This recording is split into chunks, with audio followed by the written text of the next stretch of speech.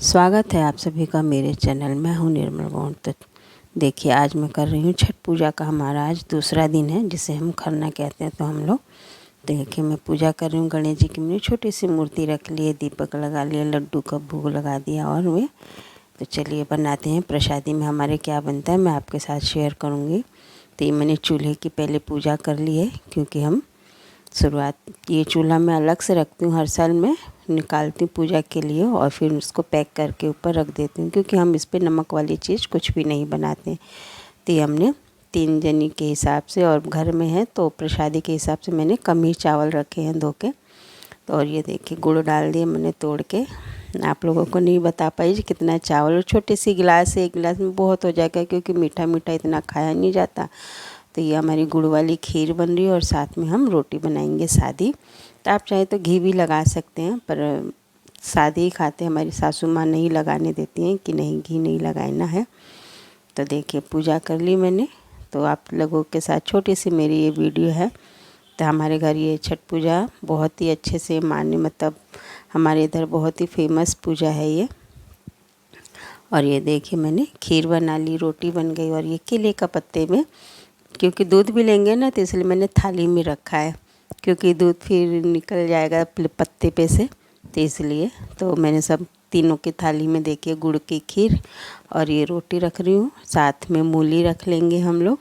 आप चाहें तो फ्रूट्स फल भी रख सकते हैं, पर हम लोग नहीं खाते, इतना मीठा मीठा नहीं खाया जाता है उपवास में। तो इसीलिए मूली थोड़ी सी रख लेते हैं और दूध ले लेंगे, और उसी में रोटी के साथ हम लोग प्रसाद भोग लगा करके। और देखिए, कंडे का छोटा सा हमने आग जला लिया। तो अग्यारी बोलते हैं, उसी पे हम लोग अग्नि देवता को साक्षी मान करके ये उपवास को हम लोग फिर खोलते हैं। तो देखिए, पहले गणेश जी को भोग लगा लिया, पूजा कर लिया, घर के देवी देवताओं को याद कर लिया। तेल सिंदूर देने के बाद फिर अपने आप को लगाएंगे।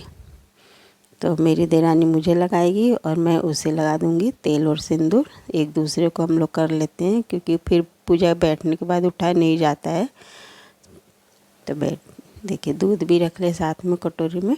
और देखिए, भोग लगा लिया हमने। तो ये मेरी देरानी मुझे लगाएगी सिंदूर और फिर मैं उसे लगा दूंगी। तो इस तरीके से हम लोग आपस में तेल सिंदूर दे लेंगे आपस में, और फिर हम प्रसाद खाएंगे और फिर बच्चों को भी दे देंगे, सभी घर में खाएंगे। तो इस तरीके से ये खरना का प्रसादी होता है। फिर अगले दिन से पूरे दिन का होगा, ठेकुआ बनेगा दूसरे दिन। अगले दिन मतलब सुबह में उठने के बाद मैं वीडियो आप लोगों के साथ थोड़ी देर से शेयर कर रही हूँ, क्योंकि मैं टाइम नहीं मिल पाया था काम में इतना।